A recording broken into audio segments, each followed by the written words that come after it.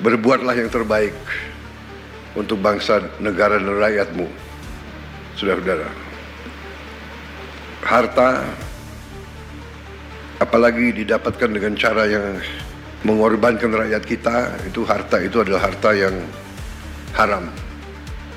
Rezeki yang tidak baik dan ujungnya pasti akan membawa ketidakbaikan kepada siapapun.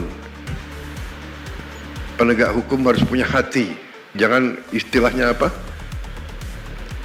Tumpul ke atas, tajam ke bawah. Itu zolim, itu angkara murka, jahat. Orang kecil, orang lemah harus dibela, harus dibantu.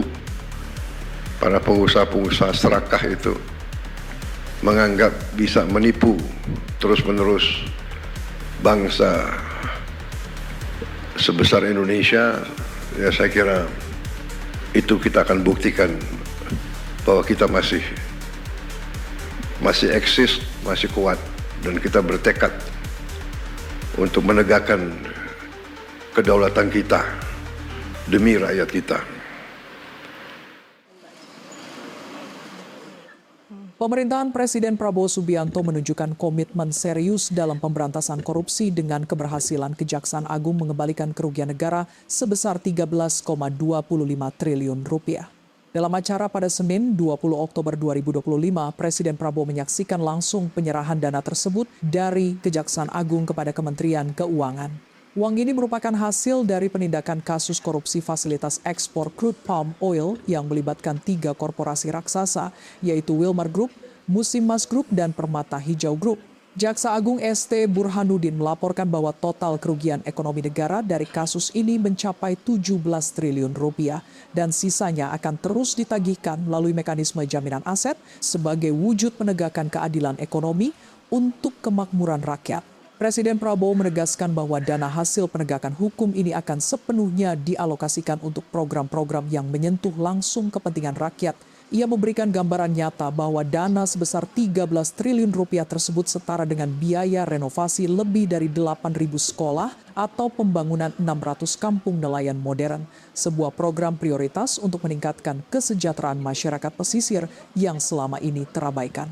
Langkah ini menjadi bukti bahwa pemerintah tidak hanya fokus pada penindakan, tetapi juga memastikan setiap rupiah yang berhasil diselamatkan kembali kepada rakyat dalam bentuk pembangunan yang konkret dan bermanfaat.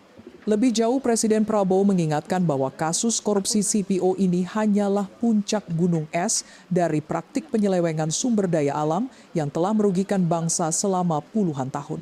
Ia menyoroti praktik ilegal lainnya seperti penyelundupan timah di Bangka Belitung yang diperkirakan merugikan negara hingga 40 triliun rupiah per tahun. Praktik seperti tambang ilegal, under-invoicing, dan manipulasi lainnya disebut sebagai bentuk pengkhianatan terhadap bangsa. Jadi kita bisa bayangkan 30 triliun atau 40 triliun, katakanlah kita ambil angka rendahnya, katakanlah 20 triliun tiap tahun, yang sebenarnya lebih. Kurang lebih ya, lembaga-lembaga internasional pun sudah mengkaji sekitar 3 miliar dolar setahun kerugiannya.